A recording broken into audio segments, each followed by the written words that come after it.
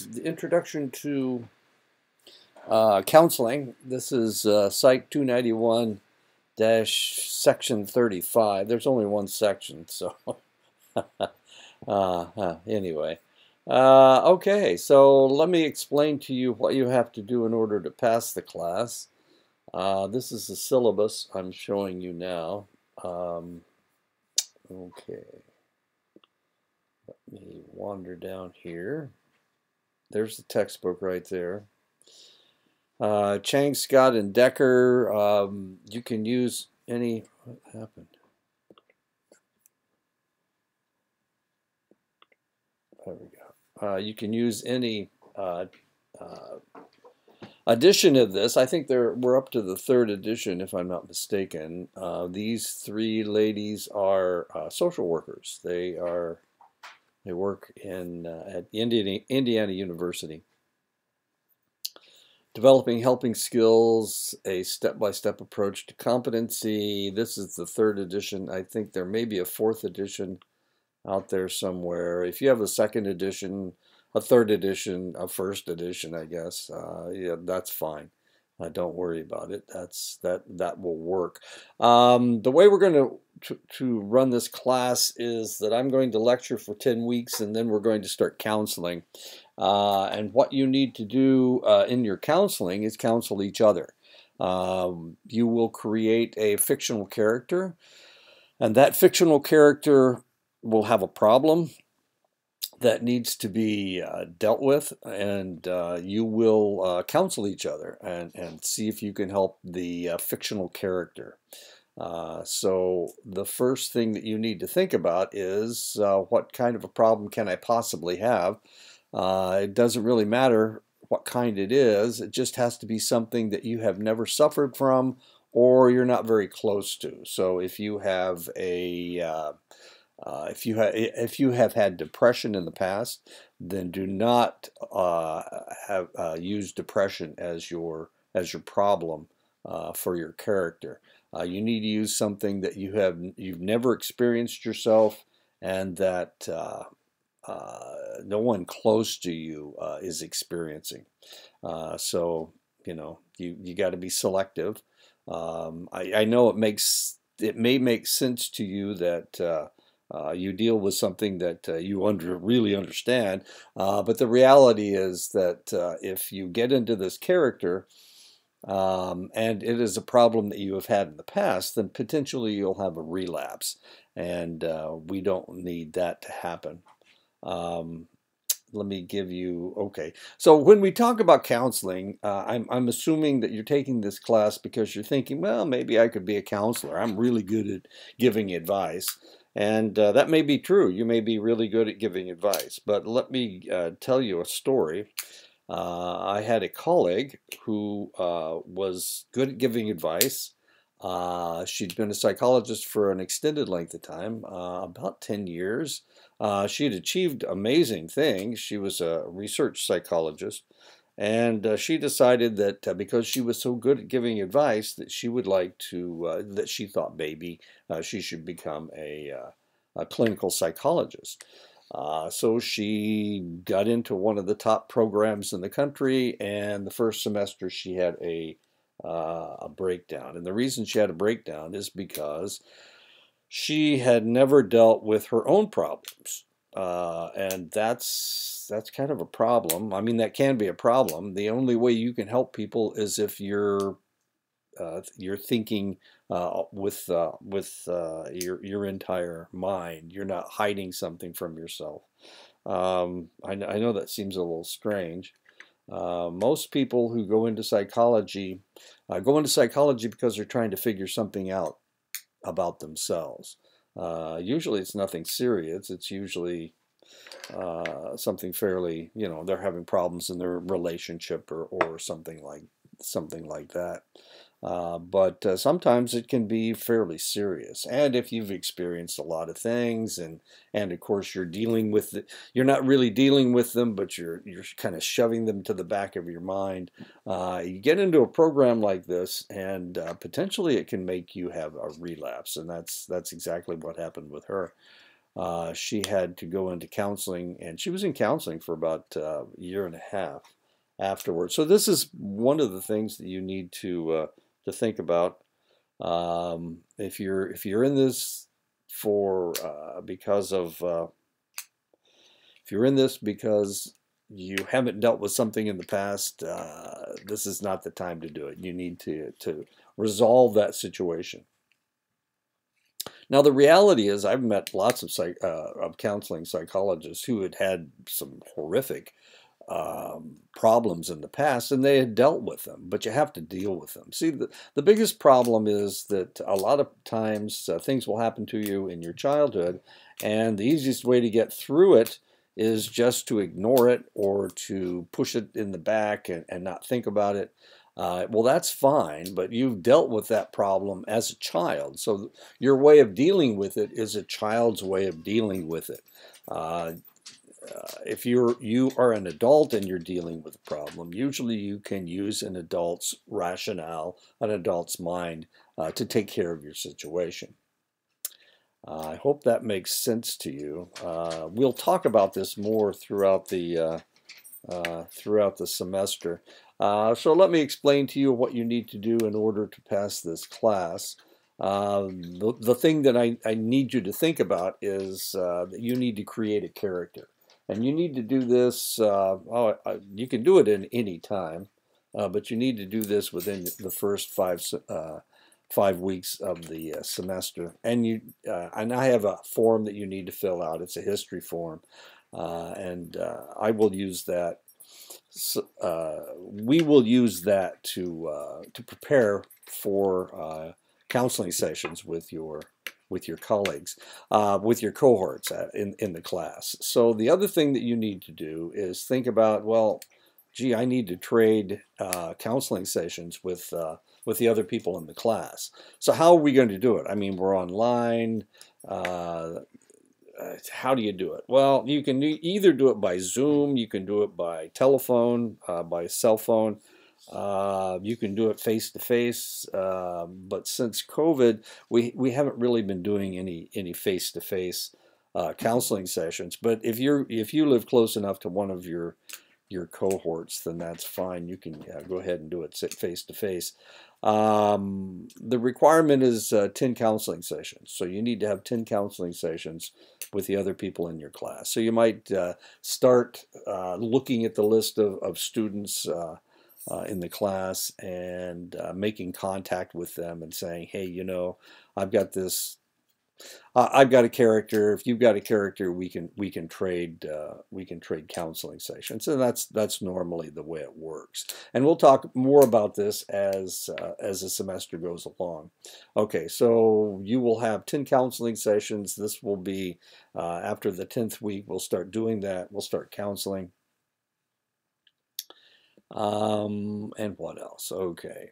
And we have a textbook. We're going to go through the textbook, and it will give you a basic understanding of how counseling works and how you need to think about your clients and whatnot. Okay.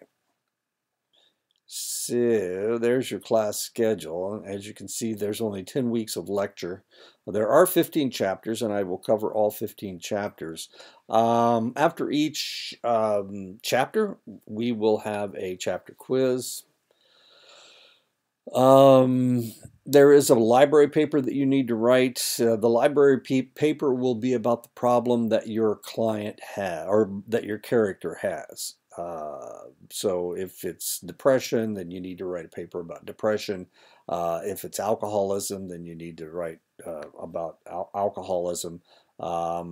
Anxiety, whatever, borderline personality disorder, anything that works. So there you go. You need to write a paper. You need to do the quizzes. There are 15 quizzes worth 10 points apiece. There are discussion questions. And the discussion questions, I've constructed the discussion questions so that you can investigate your own feelings about things.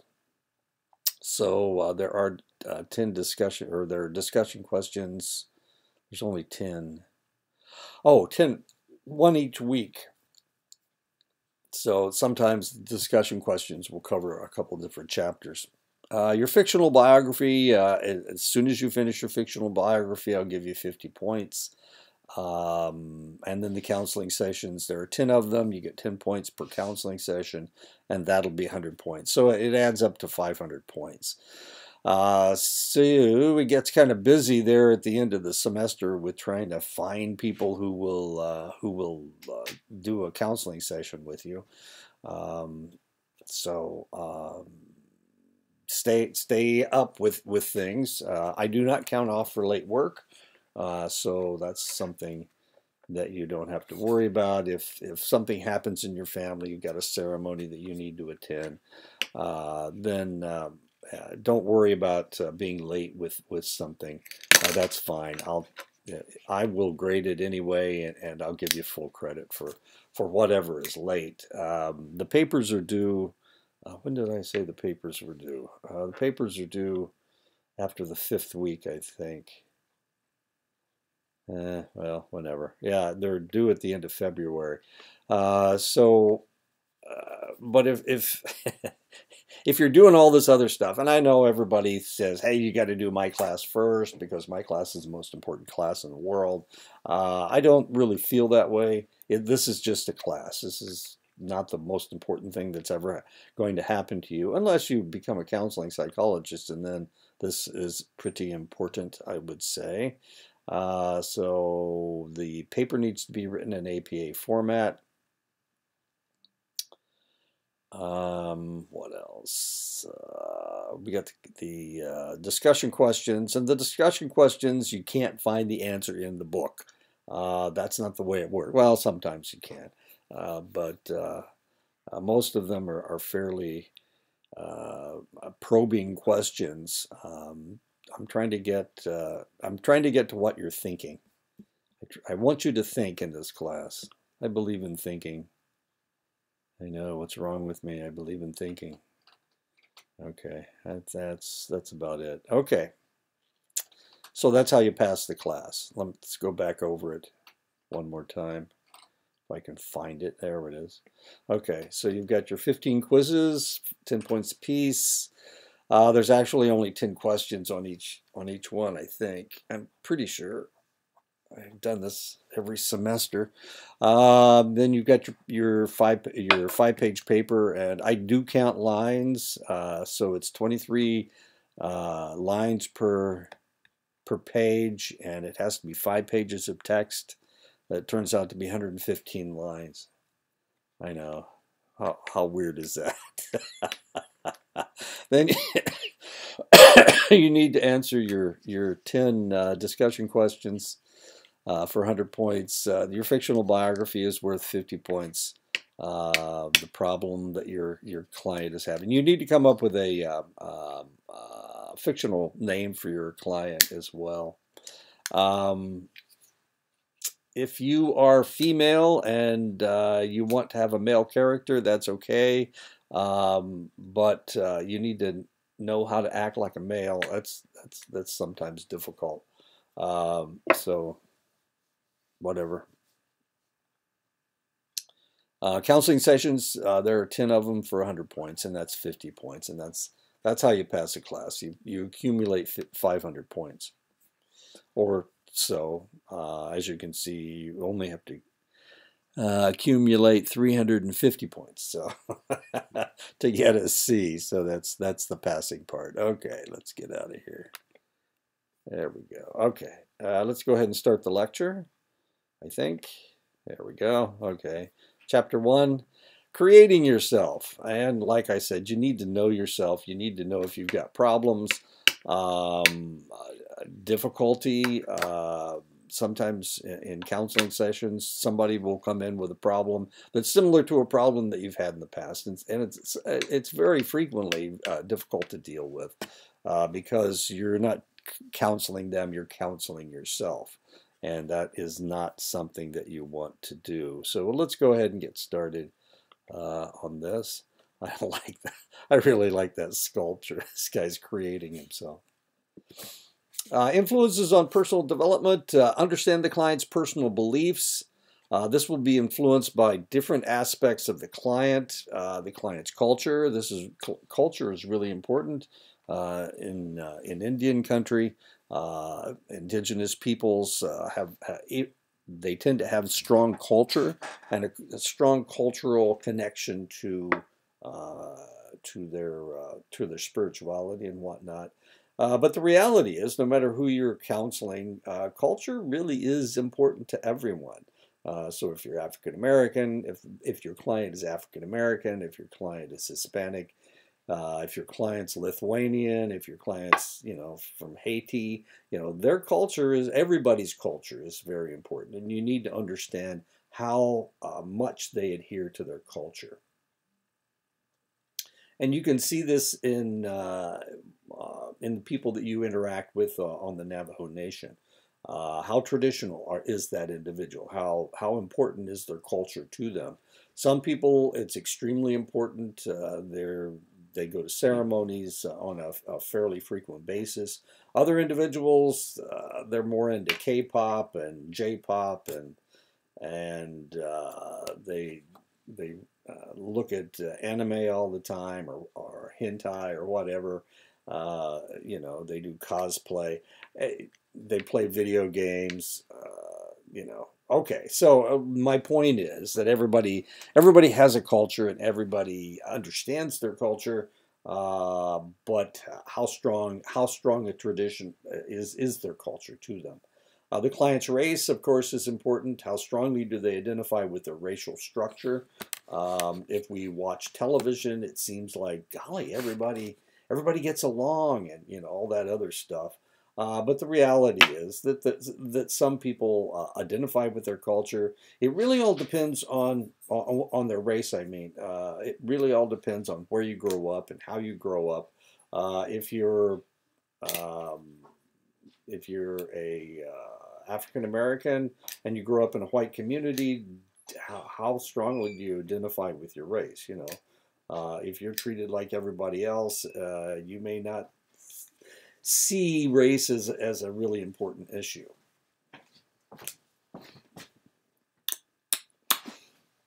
If there is more than one race represented, which is the most important to them? There are a lot of individuals who are biracial. Um, do they identify as, their mother's black and their father's white? Do they identify with the black culture? Do they identify with the white culture? Are they allowed to make that decision? As far as it goes.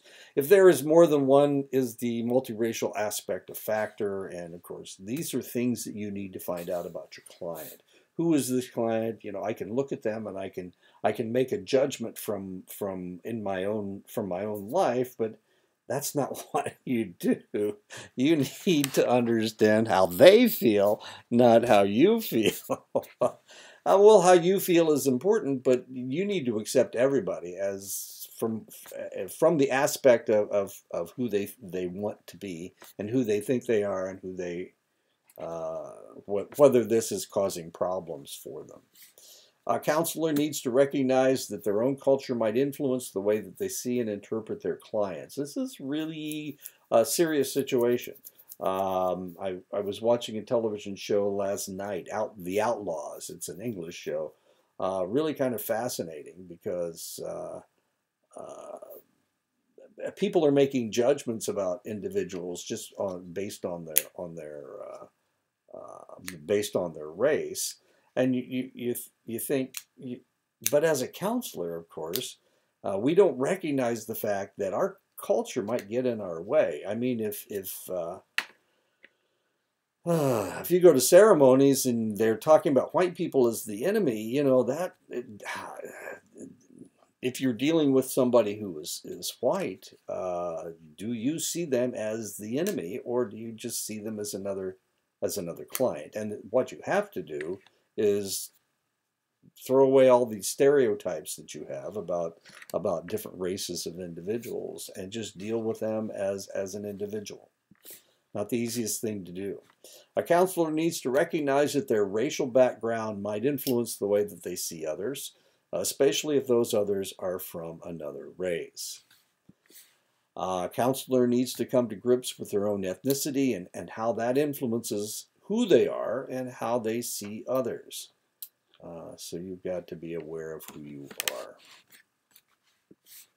Self-understanding is an essential step in understanding your clients. There are multiple influences on how you see yourself and interpret the world around you. Your culture, your race, and ethnicity are important. Your gender and sexual orientation are influential. Your socioeconomic status, spirituality and religion, life stage, family of origin, and disability or ability are influential. The level of stress demands in your life is important as well. So all of these things add up to who you are, and the reality is all those things also add up to who they are.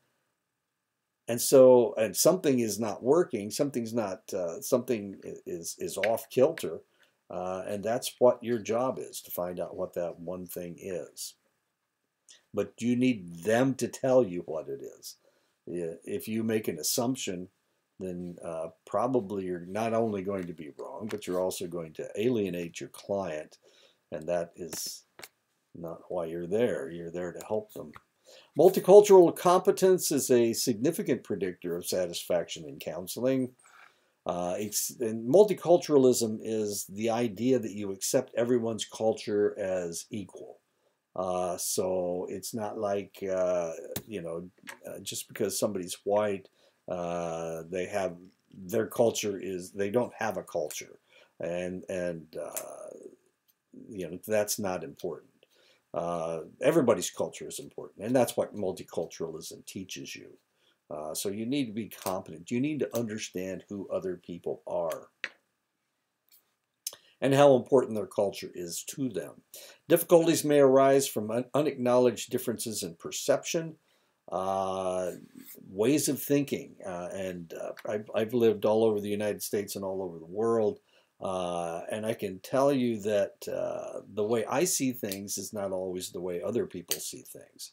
I was talking about to Dr. Don Robinson a couple of years ago, and we were having a conversation. He just loves the Navajo Nation. He thinks it's the most gorgeous place in the whole wide world. But he grew up in an urban area in Ohio. And I grew up in a rural area in Indiana on a farm. And one of the things that I had to do as I was growing up and working on the farm was clear the rocks out of our fields. And for some reason, Indiana was a swamp. And every year you've got rocks to clean out. It's really kind of bizarre. It's like you're growing rocks instead of plants. Anyway, we'd have to go drive through the fields and pick up rocks and get the rocks out, because otherwise you got your plow and you got your disc and you're breaking plows and you're breaking your disc, and you don't want to do that. So you try to pick up all the rocks you possibly can. Well, that's the way I think of rocks. I think of rocks as something you got to get rid of. And here you guys have mountains all over the place, and all I can think of is, oh God, I'm glad I didn't have to move that rock. That's a monster. Anyway, it was an interesting conversation because, he grew up in Ohio and I grew up in Indiana, and I grew up on a farm and he grew up in a city, his idea is you just look at things, and my idea is no, you got to make sure that you can do something with that land. Of course, we were talking about fields and whatnot. Anyway, that was my job. That was everybody's job. In the spring, you had to pick up all the rocks, and usually what happened was we would plow, and then we would. And sometimes we would disc, but then we'd pick up all the rocks and dump them at the end of the field. Oh, my goodness gracious. Heavy. They're heavy. It is critical to examine beliefs, assumptions, and biases. It is equally important to understand a culture's influence on clients.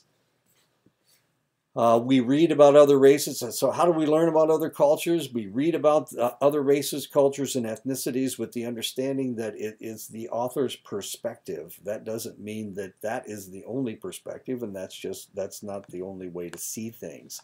Before I came to the Navajo Nation, I read Tony Hillerman. I read everything that he wrote. I thought he was a really good author, and I really enjoyed the fact that all of his heroes and all of his books are indigenous. They're native policemen, Jim Chee, and I guess they have a television show now, Dark Winds, that follow Hillerman's some of his books anyway, or they kind of mix them all together.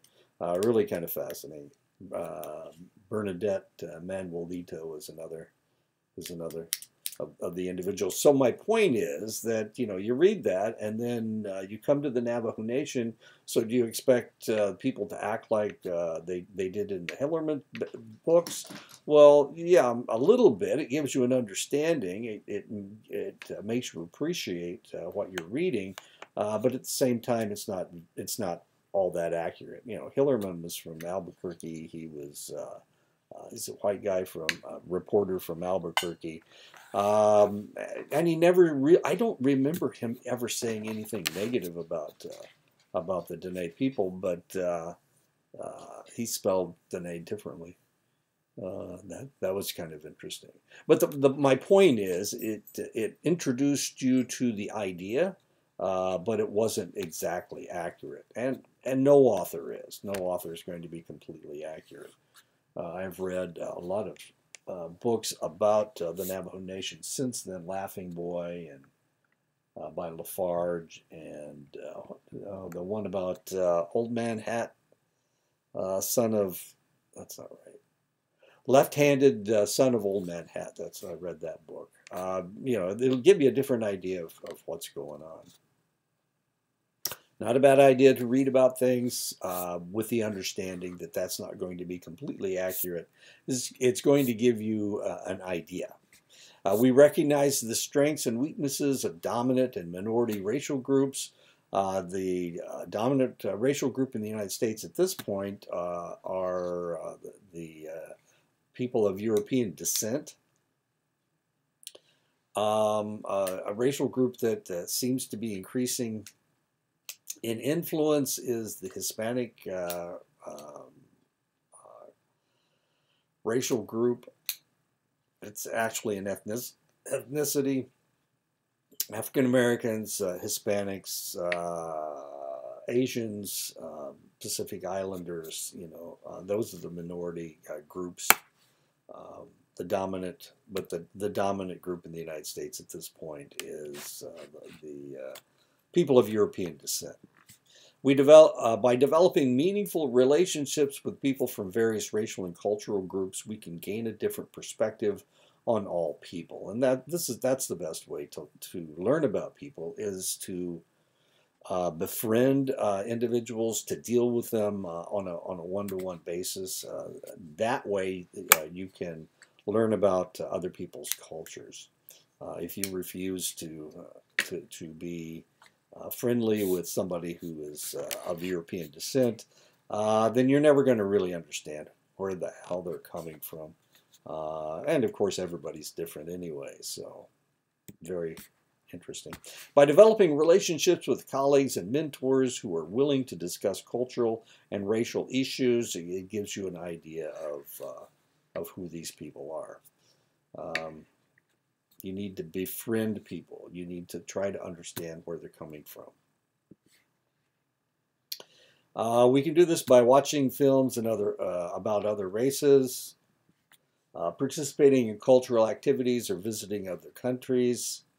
If you have the money, this is a Hindu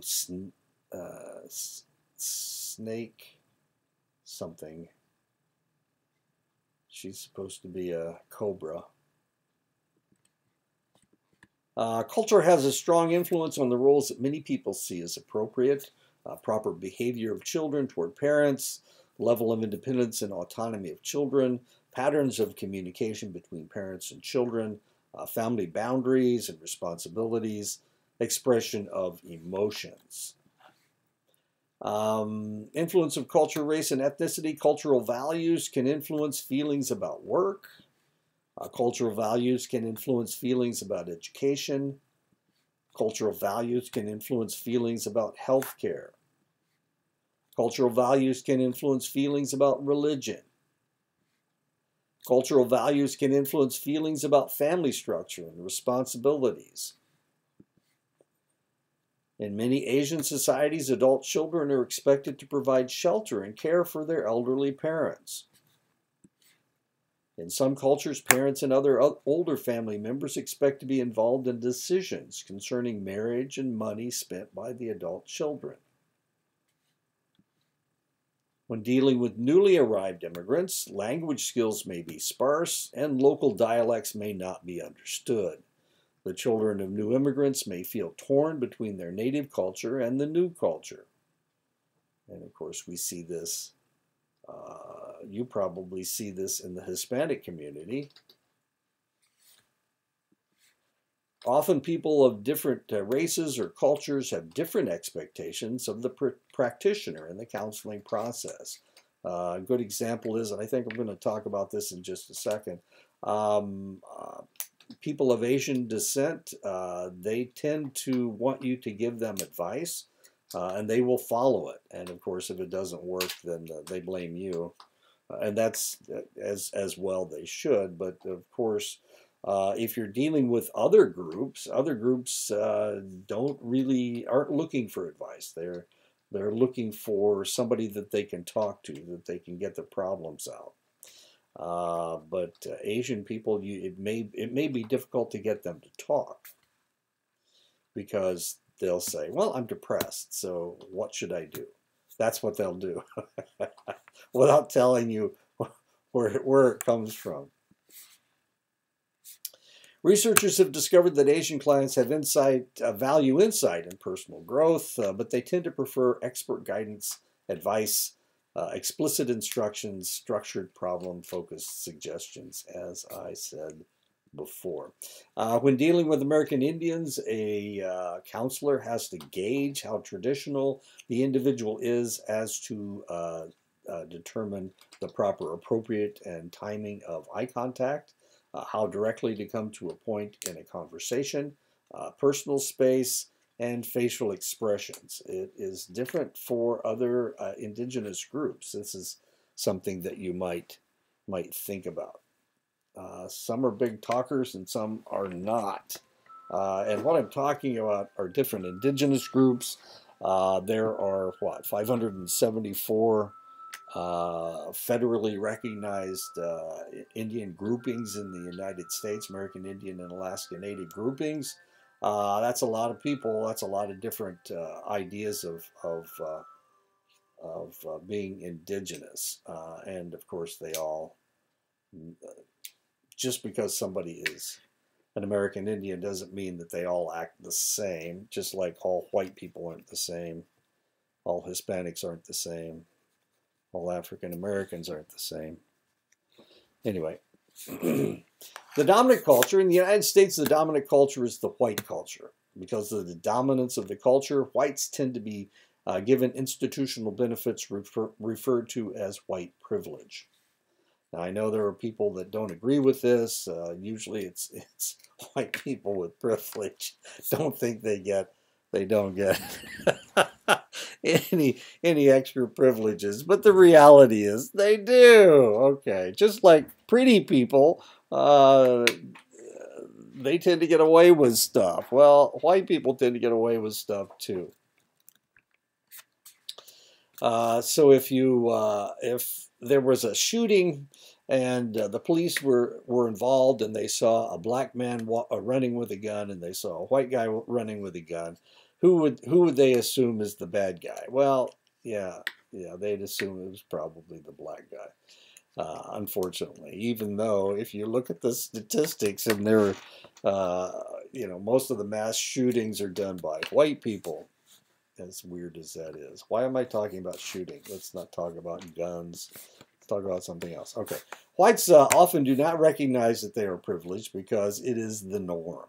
Just like attractive people don't recognize that they are privileged, tall people don't recognize that they are privileged, athletes don't recognize that they are privileged. If you are the privileged person, you assume everybody else is getting what you're getting.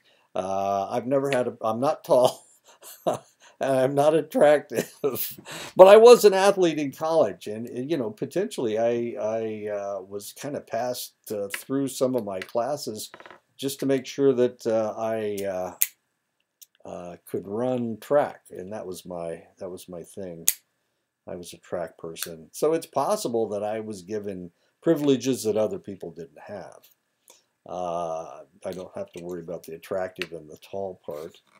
And white people are the same way. They don't really recognize. Tucker Carlson argues about this all the time. He's really kind of an ass about it. No, we don't have any privileges. Look at this, you know. Just don't watch him. Don't listen to him. Women and men are different. They respond differently to the same stimuli, and therefore they must be approached differently in therapy. Research shows that the male and the female brain are different. The male brain is larger. The female brain has more connections in it. So yeah, there's just a ton of differences. Of course, hormones. The hormones are very much different between males and females. Now, the reality is that males and females have the same hormones. They just have them in different amounts. The male will have an excess amount of testosterone. The female will have testosterone, but not nearly as much. And she will have the hormones that control her menstrual cycle, and that can change the way that she sees things. So you're dealing with two different individuals that are being controlled by their biochemistry, and the biochemistry is not the same. Sex is based on genitals. Men are born with penises and women are born with vaginas. But the difference in brain structure begins after about the 6th week. At that point, the male fetal brain is bathed in testosterone, and the female brain is not. But sex isn't always the final word on gender. Gender is the social assignments of how males and females are supposed to act. Behavior is often based on gender stereotypes, and of course, that is not always what happens. Gender stereotypes prescribe how a person should respond to life. Unfortunately, social construction of gender continues throughout our lives. So despite the fact that we may think, well, I can raise my kid gender neutral, the reality is society will not allow you to do that. Society will keep injecting different ideas into things because they're not. Television is never gender neutral. Video games are never gender neutral.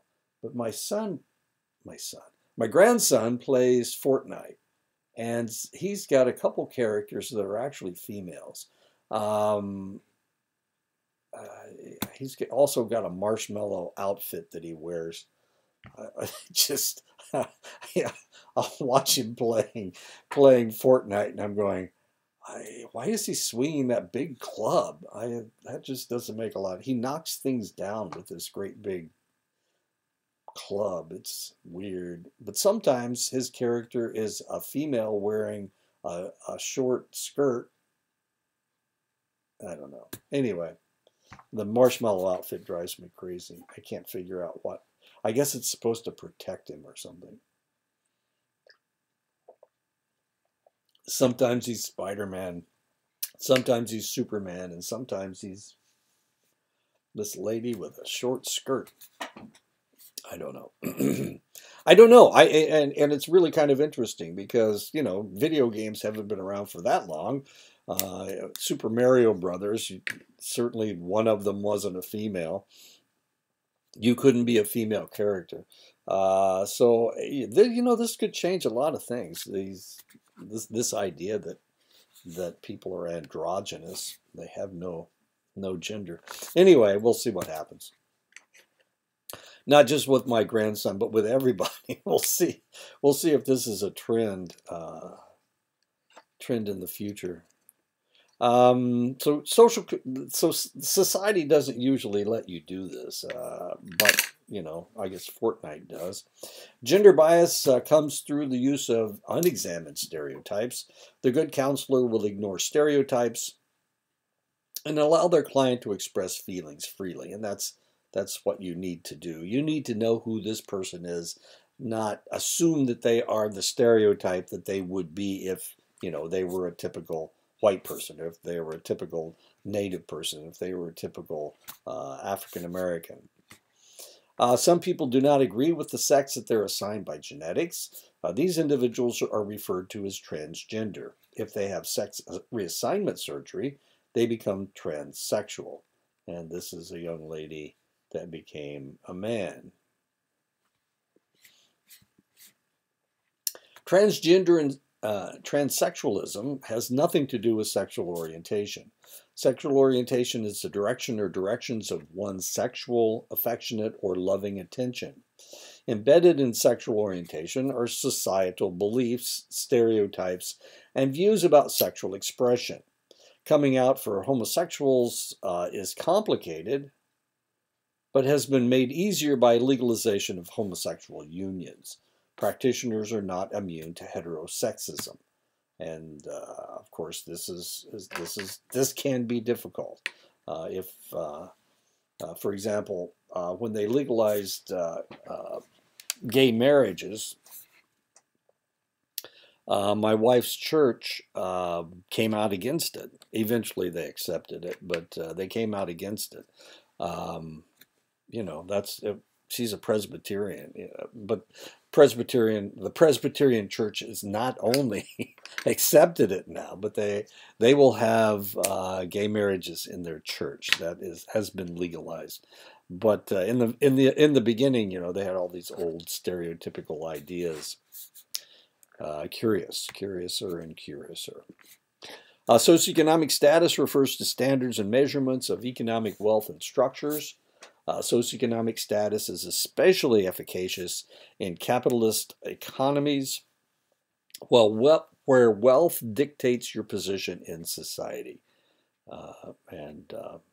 We don't. If you're not rich and have never been around rich people, you don't understand how that. You may have a difficult time understanding what they're all about. They try to control things with their money because they can do that. Why would people put up with Jeffrey Epstein for decades, molesting underage girls? Why would they do that? Why would everybody hide all this stuff? And the answer is, if you got enough money, you can hide just about anything, and that's how he got away with it, I guess. Socioeconomic status is based on several measurements: your income, the occupation you have, and the amount of education you have. Socioeconomic status influences many aspects of your life, the quality of health care that you get. The obesity is tied to socioeconomic status. If you're wealthy, you can eat whatever you can afford anything, so you eat well and whatnot. You have the money to exercise. You have exercise equipment in your house instead of having to go to the gym. Educational possibilities. You can go to any school that you want. Neighborhoods that you can afford, and childcare. Now the reality is, and I hate to tell you this, but the reality is that educational institutions like wealthy people, and the reason they like wealthy people is because they donate money back to the school, and sometimes that's how they get.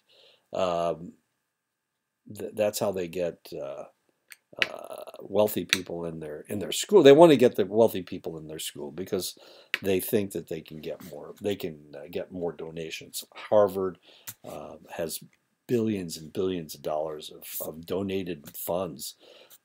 These private schools, yeah, sure. If you're wealthy enough, then you can become a whatever.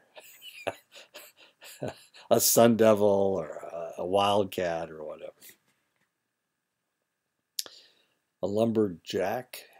Aren't the NAUs lumberjacks, I think. It is important for practitioners to understand the invisible but powerful impact of socioeconomic status. The higher the socioeconomic status, the more likely a practitioner will assume success for their client. You know, just because they drive a Lexus or just because they drive a Mercedes or a Jaguar, you assume that they've got money and this is the way they're going to act. But the reality may be that that may be part of the problem. They don't act the way that they're supposed to. For many clients, spiritual and religious beliefs and training are key to their existence. A wise practitioner will not question a client's spiritual or religious training. You know, you can't say, "Oh my goodness, you're a Muslim, you're doing all this, you're doing this wrong." You can't do that. You know, you can't criticize. You got to accept them because this religious idea has been going on for a long time, so you're really not going to change anybody. I had a colleague that was he was a Lutheran minister, and he always tried to convert people when he was counseling, and that just doesn't work. Most people just ignored him, but some people really complained about it. There was a doctor in Montana who was he was a Baptist, and he would try to convert people when they came in for a medical appointment, and of course people complained. And anyway, don't do that. Don't do that. Don't try to change their religion. Religion involves communal behaviors. Spirituality can be understood as an individual's relationship to God or any ultimate power, of course. And I know this looks god-awful, but this is these are Shia Muslims. And on the day that Muhammad's step-nephew or something, and I should be looking this up, and I don't mean to denigrate this idea, but on the day that he was martyred, on the day that he was assassinated, his adherents will flagellate themselves, and they try to cut their back, or they try to cut themselves to show that they are one with this individual who was martyred. That's Shia Muslims, and as you can see, that's the way things work. Some religions are totalitarian in nature or don't accept any other religious concept as legitimate but their own. Other religions are pluralist in nature and accept many practices as legitimate. And of course, that's the problem is that the religions sometimes are arguing back and forth as to which one is right and how you're supposed to worship God or gods or whatever. A practitioner must be aware that their own spirituality or religion might taint their view of a client. A practitioner must accept a client within the client's religious context, and that's not always easy. As we age, we change, going from an infant to a toddler, a child, an adolescent, a young adult, and then declining as an adult until we are no longer functional, and of course we die. Life stages are influenced by your biological development. Erik Erikson identified 8 life stages that occur in everyone's life tied to a psychological crisis that must take place for the individual to develop normally psychologically. The first life stage, hope, is that an infant is that of an infant and runs from birth to the 2nd year. The crisis that must be resolved in the first 2 years is trust versus mistrust. Will the caregiver be there when the infant needs food, succor, or a change of clothing? Succor is holding the child when they're crying, making them feel better. So the first stage is hope. The second stage, a life stage, is will. It begins with potty training somewhere in the 2nd year and runs until the child is completely potty trained. The crisis involved in the 2nd stage is autonomy versus shame and doubt.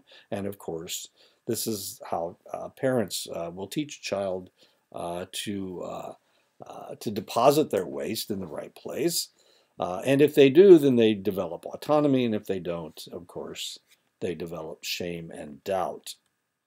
So we have hope, we have will is the second stage. The third stage is purpose. It runs until the child starts school at age 5. The crisis that the preschooler goes through is initiative versus guilt. Has the child been allowed to express their desire to discover the world on their own? So we have hope, we have will, and now we have purpose. They need to be able to do things on their own, because when they go to school, mommy's not going to be there to take care of them. Mommy's not going to be there to make them feel better about themselves. So they need to develop their own sense of purpose. So we have hope, we have will, and we have purpose. The fourth stage is competence. It involves going to school and developing a whole new social interaction. The fourth crisis is industry versus inferiority. Will the child strive to compete on an equal level with their peers? So there you go. The fourth stage is competence, and it starts in school. The fifth life stage, fidelity, encompasses adolescence and all the problems fraught from that transition. The crisis that Erikson identified at this point in life was identity versus role confusion.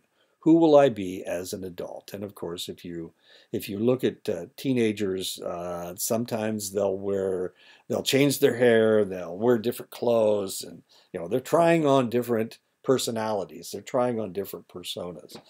They may have been a good student, and all of a sudden they're running with the bad crowd, and you're going, wait a minute. What they're doing is they're trying to figure out who they're going to be and who they want to be for the rest of their lives. And usually this will change as soon as they go into their 20s anyway, or sometimes they clean up. Sometimes they figure, wait a minute, I've been a deadhead for all my high school career. Now I need to crack down and be somebody else. The sixth life stage is love, occurs as a young adult. The crisis that Erikson identified at this point is in life was intimacy versus isolation. Will I pair bond and have children, or will I remain alone? Now, this seems like an odd question. Why would anybody want to live alone? Well, the reality is about 30% of the population in the United States do live alone. They don't have children. A lot of people, and this is very popular, of course, in Europe. People just don't want to be attached to anybody else, so they develop this isolated lifestyle. Isolated is not the right word, is it? This individualist lifestyle where they don't have to share anything with anybody. And unfortunately, with social media and all the electronic, technological TikTok and Instagram, it's possible to do that and feel like you're part of a group and not have to go anyplace and not have to do anything. You just interact with people on the internet. The seventh life stage, care, involves getting older and runs through the heart of the individual's working years to retirement. The crisis involved is generativity versus stagnation. This is when you're trying to teach somebody something. You're giving the next generation your knowledge, or trying to anyway. That's what I'm doing right now. I'm trying to give you my knowledge. The last life stage is wisdom, and it deals with the individual's declining years and ends with death. The crisis the individual faces at this stage in life involves a life well lived or a life wasted, and the crisis is integrity versus despair. Different rates of physical development and social pressures influence life stage decisions. Some people may go through the life stages quickly because they are forced to support their family at an early age. Others may delay getting into adulthood because life situations have not forced them through identity versus identity confusion. This happened a lot. You can see this with the Vietnam War. A lot of individuals were drafted right out of high school. My brother was. He graduated in June. He turned 18 in July, and he was in the Army by October. And he was in Vietnam by the next year. So he went to Vietnam in 1970, and he came home in 1971. He was a kid. I mean, he was only 18 years old. We see this also if you've ever watched the Seth Rogen movie, especially a Seth Rogen movie that he made back in the 2000s to 2010. All of his movies were about people that didn't grow up. And the reality was that Seth Rogen didn't grow up. And the reason he didn't grow up is because he smoked so much pot. He was able to arrest himself at that life stage where you kind of don't really care what's going on. Oddly, during adolescence, everyone wants to fit in, but adulthood means establishing your own identity. So it's really kind of bizarre. And the individuals, in high school, everybody wants to be the same, and everybody wants to wear the right clothes, and nobody wants to do anything that makes everybody angry or makes them stick out. And then when they become adults, everything changes. You can't live with your group the rest of your life. It's not like you guys are going to all get in an apartment building, and your high school class is going to be there acting like they did in high school. You've got to become an individual. You've got to establish your own identity. And sometimes people have difficulty with this because they don't want things to change. But of course, everything does change, and you have to become an adult. Practitioners help clients deal with challenges of life stages. Not everyone passes through or is allowed to pass through the life stages at the same rate. Some people are assisted through the life stages. Other people, it doesn't happen. They don't make it through the life stages. And one of the things that can arrest you in a life stage is having problems with your parents. But the other thing is alcohol. If you start drinking alcohol at age 12, your brain doesn't really get beyond the idea of all the ideas you had when you're at age 12. It kind of it stops things. Marijuana will do the same thing. It will stop you. It will stop you from maturing, and you won't advance through your life stages. And probably, potentially, you've seen people who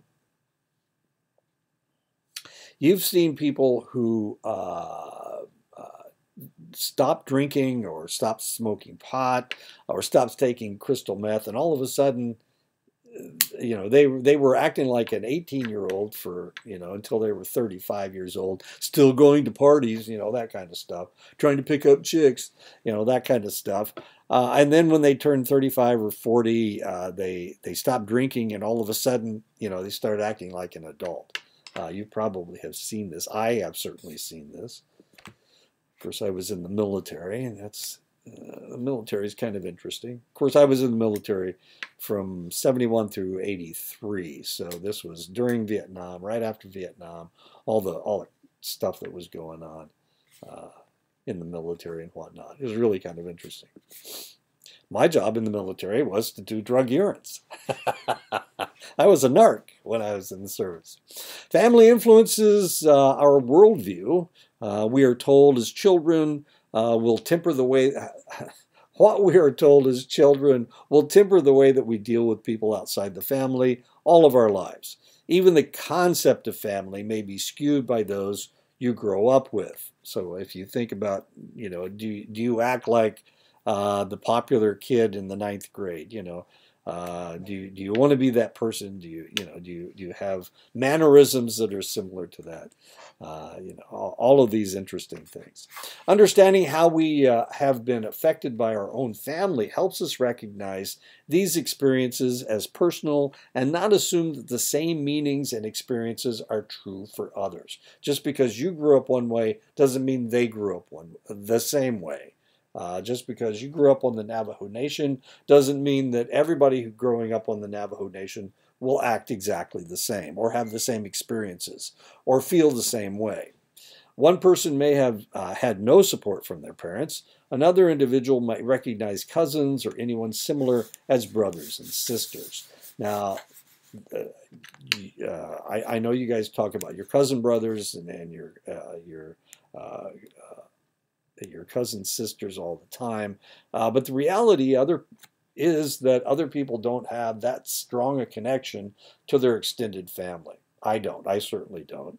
But that doesn't mean that other white people don't see their cousins as close relatives.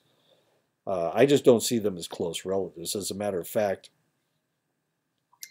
one of my cousins died last spring, and I had never met some of my cousins.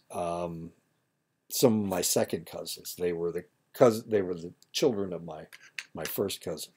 I had never met them, and they'd never met me, and they didn't understand that even though we had the same last name, that I was different, or that I might have had different ways of seeing the world.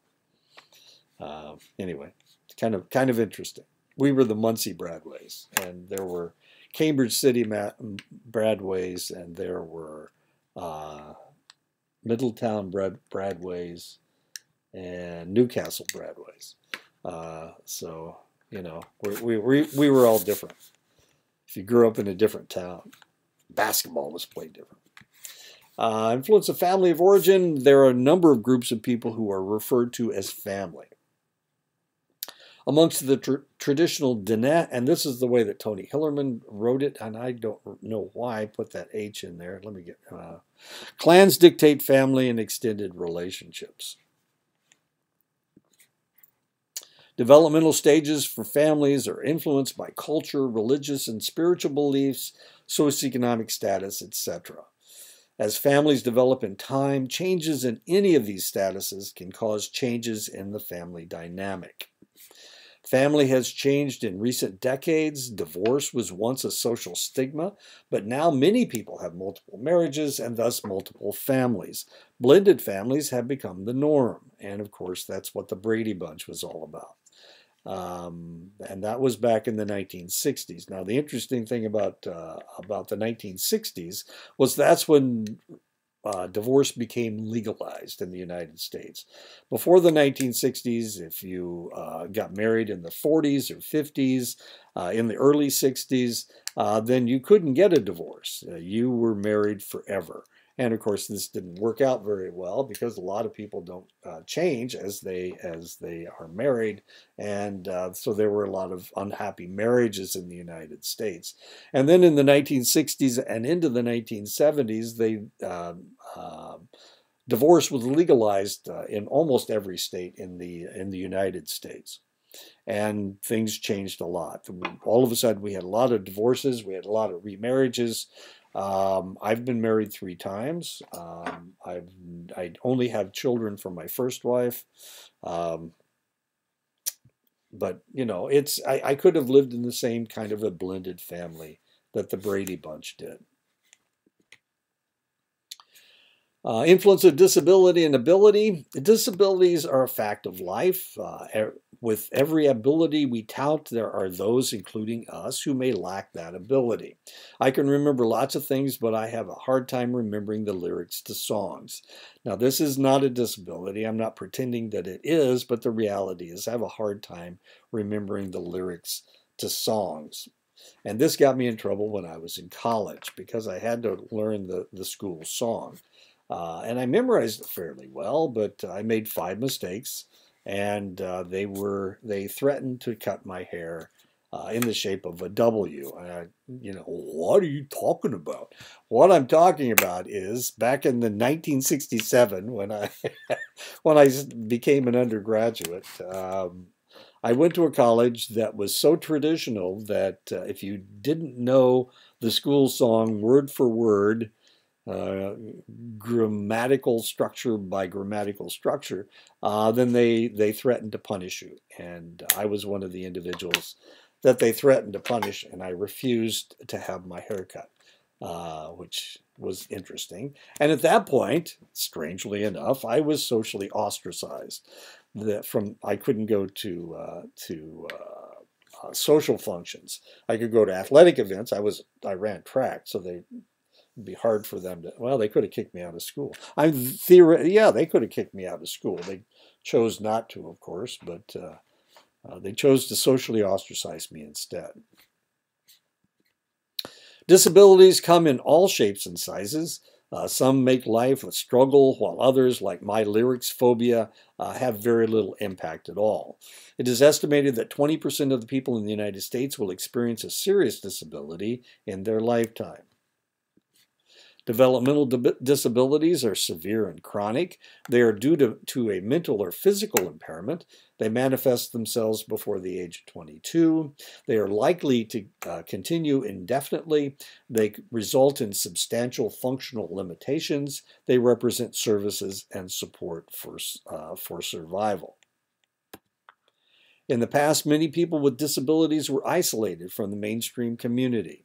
However, through legislation, people with disabilities are now afforded the opportunity to live lives as close to that of a non-disabled person as possible. There are legal protections for those with disabilities. Americans with Disabilities Act, Individuals with Disabilities Education Act, the Civil Rights Act, the Fair Housing Act, Rehabilitation Act, Affordable Health Choices Act. Language is important when dealing with people with a disability. Words used in the past may have taken on stronger and stronger stigmas. Therefore, being politically correct when dealing with disabilities makes the stigma less intrusive. And a good example of that is the term mentally retarded. It is not a term that we use now. We don't use that in psychology. As a matter of fact, not since 2011 has it been used in the federal government. Now we use intellectual deficit. And as you can see, we have correct and incorrect ways of looking at things. Mailman, it's not mailman anymore, it's mail carrier. Not midget or dwarf, it's horizontally challenged. Blind is visually challenged. Fat is, we don't talk about fat people anymore. We talk about stout or overweight people. And no, somebody isn't crippled, they are disabled or physically challenged. It is important for practitioners to take care of themselves. They must be aware of possible stressors in their private life that can impact their lives. They must maintain a sense of perspective. Are they living vicariously through their clients? And this is a problem that some counselors will have. If the person is successful, they feel great. Their client is doing well, they feel good. If their client, they can't quite get contact with their client, they get depressed. They're living vicariously through their client. The reality is that you need to separate yourself from your client. When you're with your client, you need to be empathic toward them. You need to be empathetic, but otherwise, then you need to not allow this to get you down. The practitioner is the instrument of therapy, and unless they are cared for and in tune, they will not be able to do their job.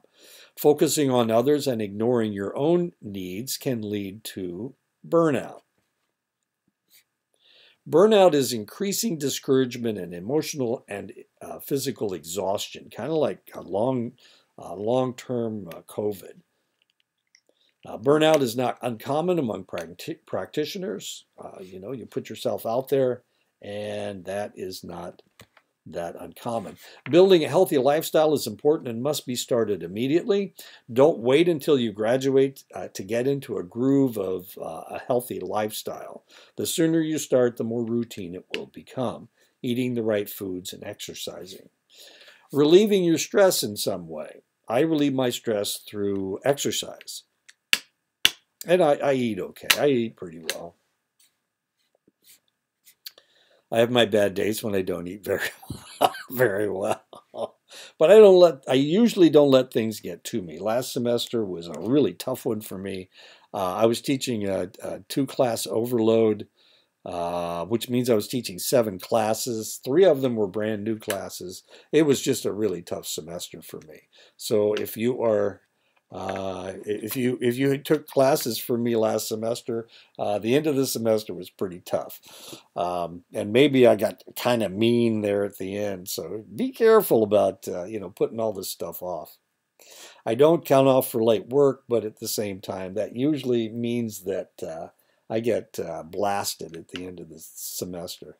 When a practitioner is working with a client, they will sometimes begin experiencing the emotional and physical pain of their client. This is known as secondary traumatic stress, and you can't let this happen to you. Just because they have a problem doesn't mean you have to identify with that problem. You need to understand the problem, but don't identify with it to the extent that you're feeling the same things that they are. It is important to work on developing character strengths such as creativity, love of learning, humility, and other qualities, which is not the easiest thing in the world. So there you go. I love this picture. I think that's a great sculpture. So there you go. If anybody has any questions. Oh, the one thing I didn't tell you is, wait a minute. Let me get rid of this and see if I can get rid of it. Okay.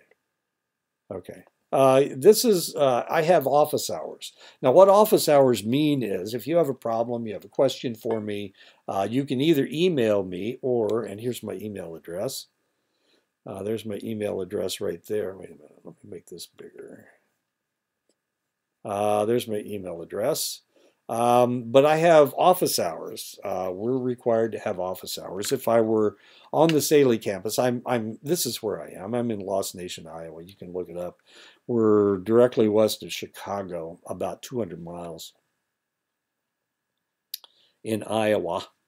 But I have office hours every day. Not tomorrow because it's a holiday. This is Sunday.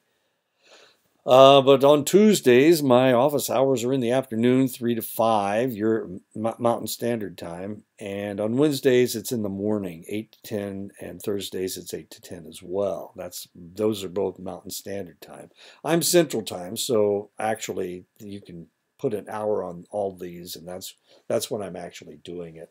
Here, this is my telephone number if you need to email me, or not email me, to text me. I don't look at my texts at all, but if you text me, then potentially I will get the message. My daughter texted me yesterday. and eventually she called me. She said, "Did you see the text?" And of course, my telephone is about 30 feet away from me right now. Anyway, so I have office hours at these times. This is always the Zoom address. It's by Zoom, so you can get a hold of me that way, or you could call me. Don't call me, and texting doesn't always work. This is the best way to get a hold of me if you don't have something you need to see me.